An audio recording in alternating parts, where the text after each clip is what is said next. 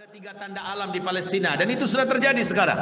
Danau Tiberias sudah susut, mata air Sugar sudah tidak lagi mengeluarkan air walau 1 tetes, sudah lebih 2 tahun ini, dan batang kurma di kebun kurma Baisan sudah tidak lagi menyisakan buahnya. Yang kedua, 3 tahun berturut-turut akan terjadi kemarau menjelang Dajjal keluar. Telah diinformasikan dan diberitakan sejak 2015 dan saya telah menyampaikannya sejak 2016 oleh para pakar dan ahli bumi kita bahwa terjadi 2019 sampai 2022 kemarau melanda seluruh dunia. Kemaraunya panjang-panjang, berat-berat dan lama, dan kita telah merasakan 2019 kemarin. Itu 3 tahun, Pak. 2019-2020 tahun pertama, 2020-2021 tahun kedua, 2021-2022 adalah tahun ketiga. 3 tahun berturut-turut.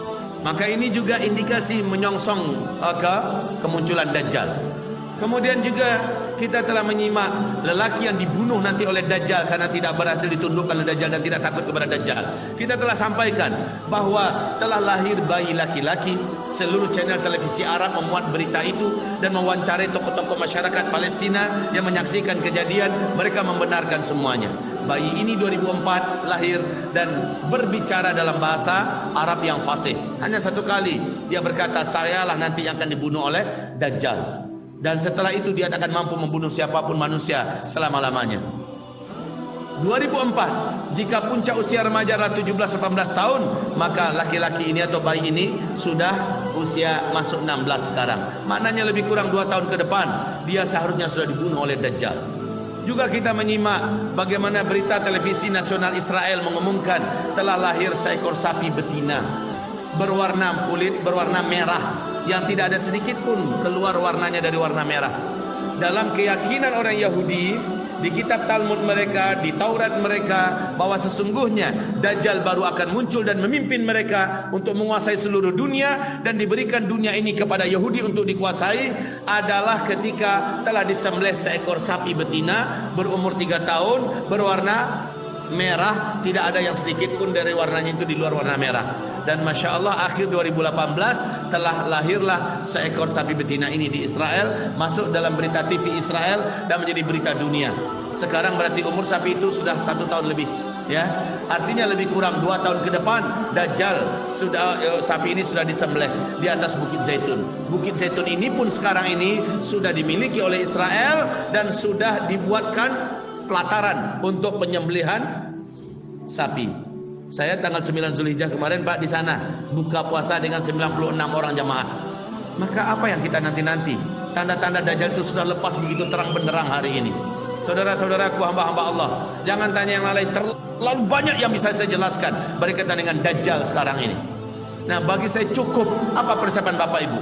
Dajjal hanya akan muncul ketika manusia di muka bumi sudah mulai putus asa melanjutkan hidup.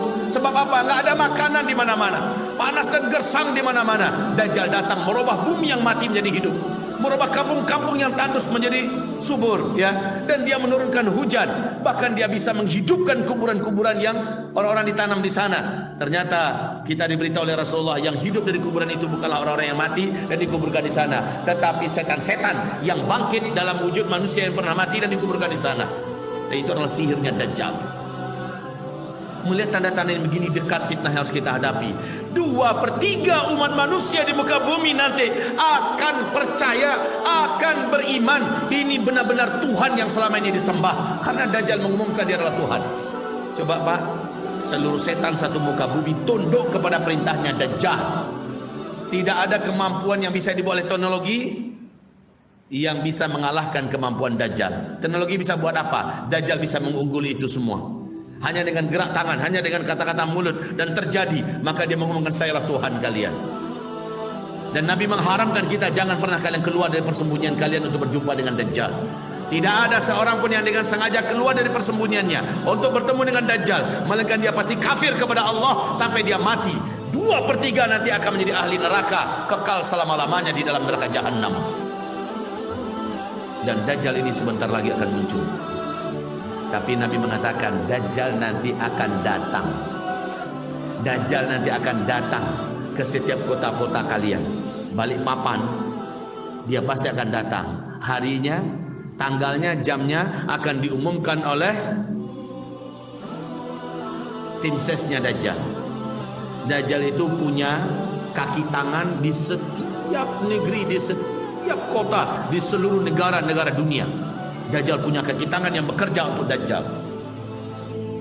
Bapak-bapak, akan diumumkan nanti di Balikpapan Dajjal akan datang hari Rabu tanggal sekian dari jam 10 sampai jam 11. Dajjal itu tidak lama-lama, Pak. Sebentar tapi orang-orang sudah kafir dibuatnya. Lalu dia pindah lagi ke kota yang lain. Dan perpindahan Dajjal ini adalah salah satu di antara bentuk fitnah yang dahsyat dari Dajjal. Ada Ustadz kondang di Indonesia mengatakan nanti Dajjal akan berpindah dari satu kota kepada kota yang lain menggunakan jet super canggih. Ya Allah, sedih saya mendengarnya.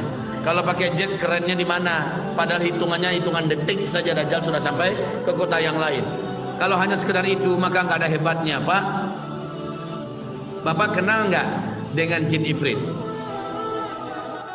Ya, enggak, saya nggak bertanya. Bapak sudah pernah berkenalan nggak? Bukan itu. Yang saya tanyakan, Bapak tahu nggak dengan jin ifrit?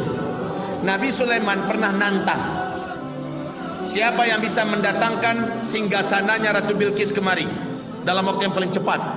Jin ifrit tampil, ya, ingin menunjukkan kekuatannya agar minder manusia, agar minder orang-orang soleh, dan bahkan kalau perlu agar merasa takjub Nabi Sulaiman kepada jin ifrit ini. Apa kata ifrit? Saya bisa, sebelum Anda berdiri dari tempat duduk Anda, singgasana Bilqis itu sudah sampai di depan mata Anda. Itu kata jin ifrit kepada Nabi Sulaiman.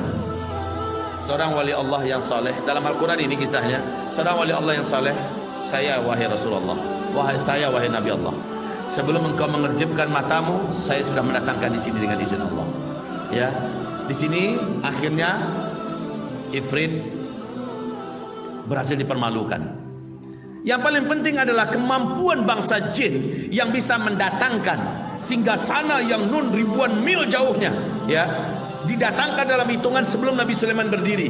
Itu kemampuan itu. Nah, jin-jin, setan-setan yang memiliki kemampuan macam ini berkhidmat seluruhnya kepada Dajjal. Maka kalau Dajjal itu dengan pesawat supersonik, di mana tak kerennya Dajjal, betul tidak? Di mana kita akan kagum. Dia akan pindah dari satu tempat ke tempat yang lain, hitungan detik sampai panitianya sudah ada di situ. Ya, justru cara datangnya Dajjal itu akan menjadikan orang semakin yakin inilah Tuhan yang perkasa. Saudara-saudaraku, hamba-hamba Allah yang kami muliakan, waktu Dajjal itu akan dekat muncul, sudah sangat dekat. Persiapan Bapak apa? Kata Rasulullah SAW, Dajjal nanti akan mendengar dari kaki tangannya di berbagai negeri bahwa ada perkampungan yang beriman, ada perkampungan diisi oleh orang bertakwa. Mereka tidak mau turun dari kampung, mereka tidak mau keluar dari kampung untuk berjumpa dengan engkau. Kenapa? Karena kampung itu hidupnya subur, tanahnya subur, airnya banyak, rezekinya melimpah, isinya orang-orang beriman dan bertakwa. Maka Dajjal pun dengan kekuatannya sampai ke sana, nyampe di situ, lalu mengatakan, akulah Tuhan yang kalian sembah. Kalian punya negeri subur ini, aku yang menyuburkannya. Lihat negeri-negeri yang tandus telah aku hidupkan, sembah aku, kata Dajjal. Apa kata orang beriman di kampung itu? Tidak. Justru kami berkumpul di sini untuk menghindarkan diri dari fitnah engkau. Kami tidak percaya engkau adalah Tuhan kami. Tuhan kami adalah Allah. Lalu orang beriman membacakan surah Al-Kahfi ayat 1 sampai 10 atau ayat 101 sampai 110 supaya mereka terhindar dari fitnah sihirnya Dajjal. Nah, saudara yang kami muliakan, bahasa Nabi ada kampung orang-orang beriman. Ini yang menginspirasi saya untuk membangun segera kampung-kampung beriman akhir zaman. Jauh dari laut, jauh dari kota, jauh dari gunung-gunung berapi, dan di kawasan perbukitan tinggi dari laut, dan punya sumber-sumber mata air dan subur tanahnya, diisi hanya oleh orang-orang beriman yang soleh-soleh dan bertakwa. Seberat-berat apa keadaan bumi nanti, segersang-gersang apa, kemaraunya separah-parah apa, kalau orang beriman mengisi dengan ketakwaan komplek itu, walau anna ahlal qura la fatahna alaihim barakatin minas sama'i wal ard. Kalau ada penduduk kampung-kampung yang beriman orang-orangnya dan mereka menjalankan perintah-perintah Allah dan Rasulnya, la fatahna alaihim barakatin minas sama'i wal ard. Sungguh pasti kami akan hamparkan, kami bukakan untuk mereka pintu-pintu rezeki dan keberkahan yang banyak dari langit dan dari bumi. Yang lain-lain tandus, gersang, kelaparan di mana-mana. Kampung-kampung ini dijamin rezekinya oleh Allah Subhanahu wa ta'ala. Itu kenapa saya mengajak. Ada sekelompok orang yang merasa paling sok suci di Indonesia ini. Ada sekelompok orang yang merasa paling lurus manhajnya di Indonesia ini, mengatakan ternyata ustadz-ustadz akhir zaman itu punya tujuan di balik ceramahnya. Mereka buat kampung-kampung akhir zaman untuk mendapatkan duit dari jemaahnya. Allah, itu hati dari apa ya kok busuk sekali? Dari apa hati terbuat? Sudahlah, saya tidak akan tanggapi itu. Cuman saya sedih saja. Kenapa tidak dihasung? Orang Cina buat perkampungan, buat perumahan, kenapa itu tidak dikomentari? Ketika kita menganjurkan untuk buat perkampungan perumahan orang beriman, kenapa ini malah digembosi, dilakukan pembusukan? Lalu katanya, saya dapat duit, 1 rupiah pun saya tak dapat. Ya Allah, biarlah nanti mereka di akhirat disidang oleh Allah atas fitnah yang menyebar dari mulut-mulut mereka.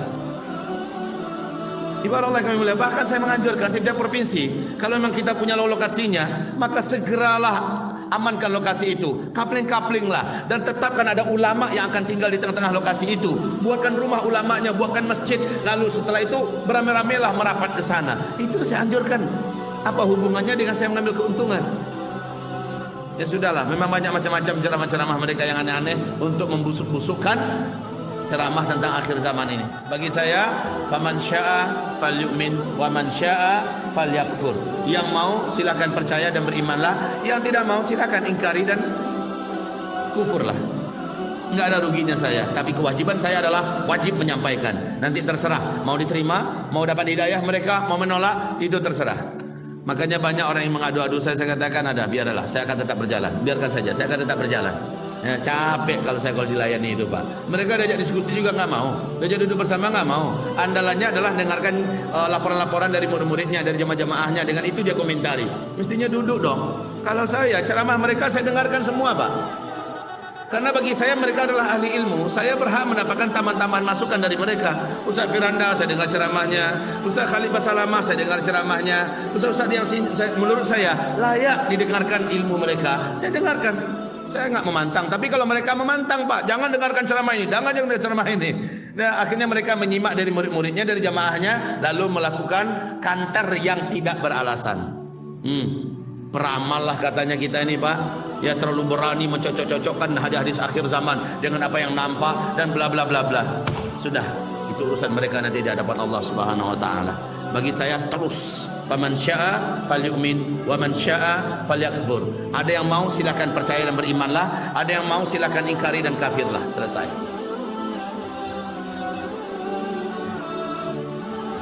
Saya tidak anjurkan juga harus ke Makassar.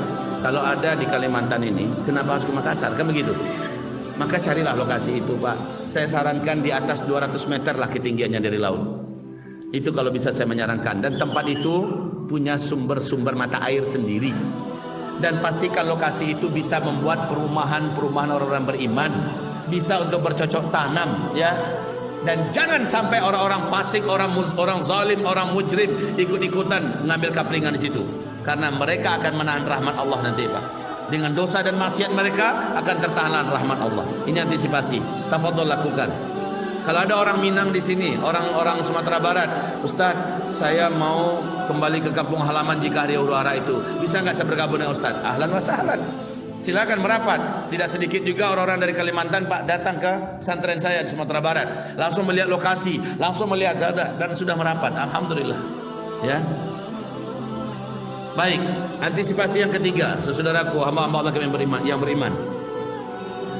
Sebelum Dajjal, apa duluan yang terjadi? Dukhon. Nah, apa yang harus kita lakukan ketika dukhon terjadi? Rasulullah SAW perintahkan, karena dukhon itu panas. Dukhon itu berlangsung selama 40 hari, 40 malam. Bumi ini gelap gulita, kita tidak mampu melihat apapun. Tak ada satu pun di muka bumi ini yang bisa nampak. Bahkan di siang hari bolong, kita dekatkan telapak tangan ke arah wajah begini, siang hari bolong, Pak, kita tak mampu melihat apa-apa, saking pekatnya debu dan asap yang bersatu. Kabut asap di Jambi waktu terbakar di tahun kemarin, masih ingat? Ya, jam 11-an itu kejadiannya. Kalau nggak dihidupkan lampu, nggak akan nampak jalan sama sekali. Betul tidak? Saking tebalnya. Itu baru asap. Sementara dukhon bersatunya asap yang sangat tebal dengan debu yang sangat tebal. bumi gelap gulita 40 hari 40 malam. Hari pertama dan kedua bumi ini panas, sepanas-panasnya. Rasul berkata, orang kafir, orang-orang Islam yang ahli maksiat, ahli dosa, orang-orang munafik, orang fasik, orang muslim, orang zalim, orang mujrim, ya, semua penjahat-penjahat ini tersiksa oleh dukhan. Sementara orang beriman hanya terserang flu dan demam saja. Dari kulit orang-orang kafir, orang fasik, orang munafik, orang musyrik, orang zalim, orang mujrim, semuanya akan melepuh Pak, seperti masuk oven. Wajah ini meleleh, menjadi jelek. Tapi orang beriman tidak. Berkat iman dan amal solehnya, Allah bentengi mereka dengan silk yang tak nampak, sehingga kita hanya seperti terserang flu dan demam. Mereka nanti akan mengeluarkan asap dari lubang hidungnya, dari mulutnya mengeluarkan asap, dari lubang duburnya mengeluarkan asap, bahkan dari telinganya mengeluarkan asap. Tersiksa, adzabun alim, kata Allah dalam Al-Quran. Azab yang sangat pedih itu. Tapi mereka nggak mati. Ini kerennya Pak. Sekarang orang pakai rokok, keluar asap dari hidung, keluar asap dari mulut, ya kan? Pakai vape, ya, keluar asap. Apa nggak mungkin nanti ketika dukhan, seluruh isi bumi ini asap, debu, maka terhirup olehnya. Otomatis yang keluar juga adalah, yang masuk asap pasti keluarnya asap lah. Tapi orang beriman tidak. Allahu Akbar. Orang-orang soleh tidak. Alhamdulillah, Allahu Akbar. Iman dan amal solehnya akan menjadi filter bagi hawa yang penuh dengan polusi debu dan asap ini. Iman dan amal soleh. Makanya kata Rasulullah sallallahu alaihi wasallam. Halo.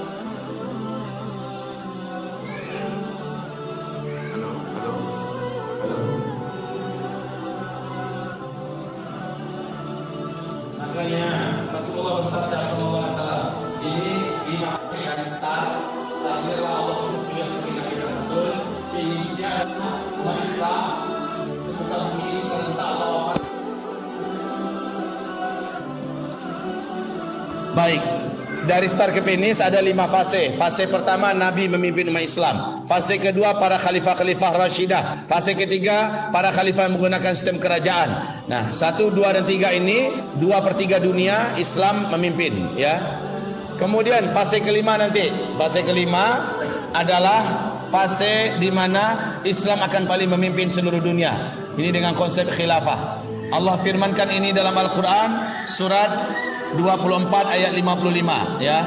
Bumi ini aman seaman-amannya. Oke, sekarang kita sedang berada di fase keempat. Ini fase kita. Fase di mana Islam sedang tidak memimpin dunia. Yang ada di muka bumi adalah para pemimpin-pemimpin yang memimpin dengan kediktatoran dan kezaliman. Mereka ciri khasnya jahat kepada Islam dan zalim kepada kaum muslimin. Ini fase kita sekarang. Fase kita sekarang ini. Jahat kepada Islam, zalim kepada umat Islam. Ini fase kita. Nah, Nabi berkata, bila kamu telah menyaksikan salju turun di Arab, sudah terjadi di masa kita, ya. Bila kamu menyaksikan huru hara terjadi di seluruh negeri Arab, sudah, Arab Spring. Bila kamu menyaksikan terjadinya fitnah kepada bumi Syam, fitnah kepada bumi Syam, fitnah Syam. Syam itu di mana? Palestina, Syria, Lebanon, Yordania. Nah, kata Rasulullah, jika ini sudah kamu saksikan, badiru bil a'mali fitanan, terang-teranganlah kamu berlomba-lomba. Nah, ini dia, ini perintah Nabi yang paling kuat. Badiru bil a'mali fitanan, terang-teranganlah kamu berlomba-lomba mengerjakan amalan-amalan soleh, ya. Bil a'mal fitanan, di masa-masa fitnah, kata Rasulullah. Nah, Nabi pertegas fitnah itu adalah bisyam, wal fitanu bisyam, dan fitnah itu adalah di Syam, bukan di Rohingya, bukan di Uighur, bukan di Yaman, bukan di mana-mana, tapi di Syam, Palestina dan Suria. Sejak Maret 2011 sampai sekarang, fitnah negeri Syam tidak padam-padam, bahkan makin brutal. Kalau di Palestina, Israelnya makin jahat. Kalau di Suria, makin brutal saja basah-basah dengan Rusia dan sebagainya. Kaum muslimin, perintah Rasulullah adalah badiru bil amal, berlomba-lombalah kamu terang-terangan memperbanyak amal soleh. Terang-terangan saja, berlomba-lomba memperbanyak amal soleh, berinfak, bersedekah, ya, bawa amalan duha, puasa Senin Kamis, terang-terang saja. Menghafal Quran nggak apa-apa. Allah, udah tua kamu, udah terlambat menghafal Quran, biarin. Kebanyakan kamu mau beramal. Oh, kita harus ingat juga dunia. Kita berinfak 200 juta, 100 juta, kita berinfak 50 juta. Ada berapa dana kita? Kita berinfak. Kamu mah keterlaluan, masih ada. Oh, dunia ke depan lagi masih panjang. Kita tidak dengarkan mereka. Yang juga jangan dihabiskan betul sehabis-habisnya, karena kita juga harus berpegang kepada kehidupan kita yang saat ini. Baik, berlomba-lombalah. Kenapa? Ternyata karena waktu dukhon itu nanti terjadi. Ini ya, ini tanda besar kiamat pertama, dukhon. Ini adalah dukhon. Setelah dukhon paling lama 2 tahun dajjal. Dajjal. Begitu. Ya. Jadi berbagai macam petaka-petaka, bencana-bencana, musibah-musibah dan kejadian yang mengerikan yang bisa merontokkan iman itu terjadi. Puncaknya adalah Dajjal keluar. Akan banyak orang-orang yang murtad dari umat Nabi karena tak mampu bertahan, tak mampu sabar. Lalu mereka menjadi murtad. Banyak yang jadi munafik pada masa-masa ini. Banyak berguguran. Paginya masih ada iman, siangnya datang ujian, dan sorenya sudah kafir. Sorenya masih ada iman, malamnya datang tempaan, terpaan, ujian, tantangan. Lalu tak tahan dia, besok paginya dia sudah kafir. Masya Allah, ini masanya. Pada masa ini kata Nabi, umatku akan terbelah menjadi 2, mukmin dan munafik.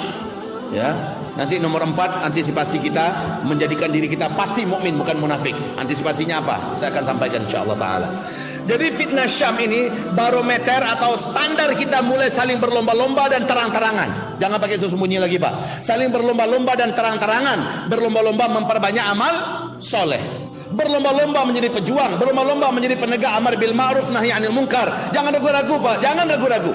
Berlomba-lomba untuk saling puasa. Puasa Senin Kamis. Berlomba-lomba untuk meramikan masjid. Berlomba-lomba menjadi penghafal-penghafal Quran. Berlomba-lomba menegakkan semampu kita syariat agama Allah dalam keluarga kita, dalam bisnis kita, dalam kehidupan kita. Badiru bil amal. Berlomba-lombalah kamu, karena ternyata pada masa dukhon, ketika orang-orang lain, kan gak semua orang bisa pakai masker. Mata juga perih. Masker apa yang bisa dipakai Pak? Di mana-mana pakai masker terus, ya. Kayak di Wuhan sekarang, kemana-mana orang pakai masker. Orang beriman tidak. Dengan iman dan amal solehnya ini nanti Allah akan jadikan semacam silk yang kokoh yang tak nampak, sehingga debu tak masuk, sehingga asap tak masuk, ya. Mereka akan terlindungi. Ini bukan dongeng. Al-Quran menceritakan ini, hadis-hadis menceritakan ini Pak. Dukhon ini akan diselamatkan hanya orang beriman yang amal solehnya banyak.